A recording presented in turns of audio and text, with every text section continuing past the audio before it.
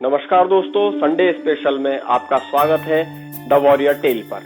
आज मैं आपके लिए एक दिलचस्प कहानी लेकर आया हूं, लेकिन कहानी शुरू करने से पहले मशहूर उर्दू की शायरा सवाना अदीम की गजल की 2 लाइनें आपके सामने रखता हूं। जो खानदानी रईस हैं वो मिजाज रखते हैं नर्म अपना, तुम्हारा लहजा बता रहा है तुम्हारी दौलत नई नई है। दोस्तों, दुनिया में 2 तरह के लोग होते हैं। एक वो जिनके पास वास्तव में बहुत कुछ होता है, चाहे वो धन हो, दौलत हो, ज्ञान हो या कुछ और। दूसरे वो होते हैं जिनके पास वास्तव में कुछ नहीं होता, लेकिन वो होने का दिखावा बहुत ज्यादा करते हैं। ऐसे लोगों का एटीट्यूड, प्राउड, घमंड अलग ही दिखाई दे जाता है। आज की हमारी कहानी इसी बात पर बेस्ड है, तो आइए कहानी को शुरू करते हैं। एक बुजुर्ग व्यक्ति एक राज्य में रहता था। उस बुजुर्ग व्यक्ति को लगा कि अब उसके पास ज्यादा समय नहीं है, उसका अंतिम समय निकट है। तो उसने अपने बेटे को बुलाया, बेटे को अपने पास बिठाला और बेटे को 2 हीरे देते हुए कहा, बेटा ये हीरे हमारे पूर्वजों के हीरे हैं और ध्यान रखना ये बहुत कीमती, बेशकीमती हीरे हैं।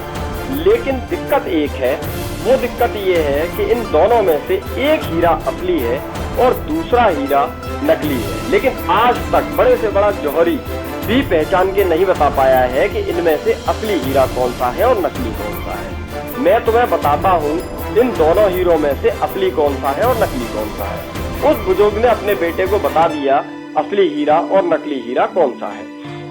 अब उस बुजुर्ग व्यक्ति ने अपने बेटे से कहा कि मेरी अंतिम इच्छा ये है कि इन हीरों को बेचना मत, इन हीरों को ऐसी जगह पे दान में देना जहां ये बहुत सारे लोगों के काम आ सके। बेटे ने बात मान ली। बेटे ने कहा ठीक है, मैं ऐसी जगह पे दान दूंगा जहां बहुत सारे लोगों का इनकी कीमत से भला हो सके। लेकिन पिता ने एक शर्त और बेटे के सामने रखी। बोले, बेटा दान ऐसी जगह देना है जहां इन हीरों की परख करने वाला कोई हो। सिर्फ ऐसी ही जगह पे दान देना जहां पे कोई व्यक्ति इन हीरो को पहचान के बता सके कि असली कौन सा है और नकली कौन सा है। बेटे ने पिता को वचन दे दिया।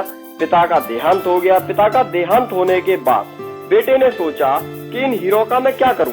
तो उसने फिर बाद में निर्णय लिया कि मैं अपने राज्य के राजा को ये हीरे दे देता हूँ, राजकोष में इन हीरो को मैं जमा करा देता हूँ। उससे क्या होगा, राज्य की जनता के काम इन हीरो की कीमत आ जाएगी। यही पिता को वचन दिया था। ऐसा सोचकर वो व्यक्ति राज्य के राजा के पास गया। राजा से जाके कहा कि राजा साहब, मेरे पास ये 2 बेशकीमती हीरे हैं और ये हीरे मैं राज्य के खजाने में दान करना चाहता हूँ। राजा बड़ा खुश हुआ। राजा ने कहा अच्छी बात है, आप दान कर दो। लेकिन बोले, मैंने अपने मरते हुए पिता को ये वचन दिया है कि इनमें से एक हीरा नकली है, एक असली है। मैं दान तभी करूंगा जब आपके पास कोई ऐसा व्यक्ति हो जो इन हीरो को पहचान के बता सके कि इसमें से असली कौन सा है, नकली कौन सा है। राजा ने कहा ये तो बहुत ही सिंपल है, इसमें क्या दिक्कत है। हमारे राज्य में जौहरियों की कमी थोड़ी है, एक से एक बढ़कर जौहरी है। हम बुलाएंगे और पहचान करवा देंगे कौन सा हीरा असली है, कौन सा नकली है। तो उस व्यक्ति ने इस बात पे हाँ कर दी। राजा ने आदेश दिया, राज्य के जितने भी जौहरी हैं सबको इकट्ठा किया जाए। राज्य के सारे जौहरी एक एक करके राज्यसभा में इकट्ठे होने लगे।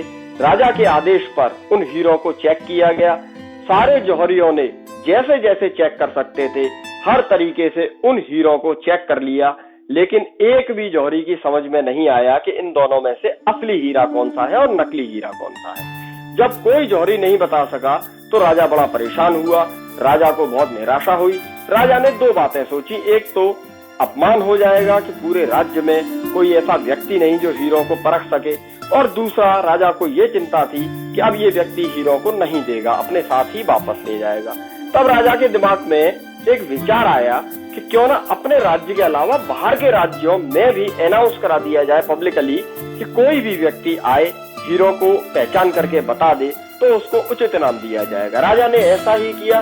राजा ने पब्लिकली अपने राज्य में और आसपास के राज्यों में अनाउंस करा दिया कि जो भी व्यक्ति इन हीरो में पहचान के बताएगा कौन सा असली है, कौन सा नकली है, उसको प्रॉपर इनाम दिया जाएगा। अब दूसरे दिन राजा के महल में जो खुला मैदान था वहां पर राजा का सिंहासन लगाया गया और सुबह से ही धीरे धीरे बहुत से तमाशा देखने वाले लोग और बहुत से जौहरी, बहुत से सुरार, जो लोग आ सकते थे वो सभी वहाँ पे आके इकट्ठा हो गए।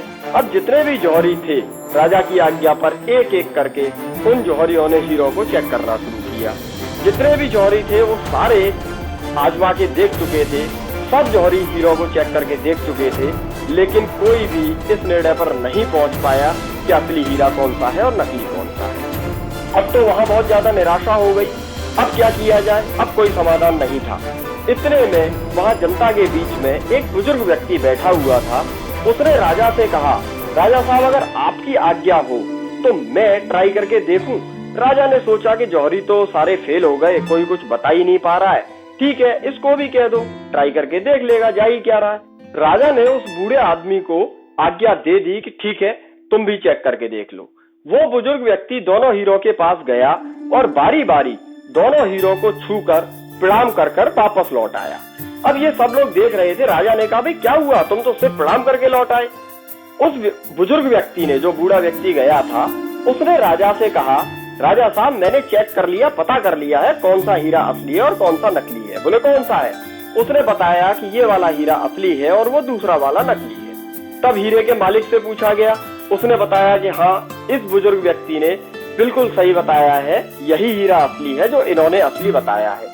अब राजा ने कहा, बोले ठीक है तुम्हें इनाम तो दिया ही जाएगा, लेकिन हम सब बड़े परेशान हैं, जिस काम को जौहरी नहीं कर सके तुमने सेकंडों में इस काम को कैसे कर दिया। उस बुजुर्ग ने कहा, राजा साहब ये तो बड़ा आसान काम था, मैं तो सिर्फ गया, मैंने दोनों हीरो को छुआ, आप खुद छू के देख लो, खुला आसमान है, धूप हो रही है, ऐसे में एक हीरा अभी भी ठंडा है और एक गर्म हो रहा है। मैं छूते ही समझ गया जो इतनी धूप में भी अपने आप को ठंडा रख सके वही हीरा है, और जो गर्म हो गया वो कांच का टुकड़ा है।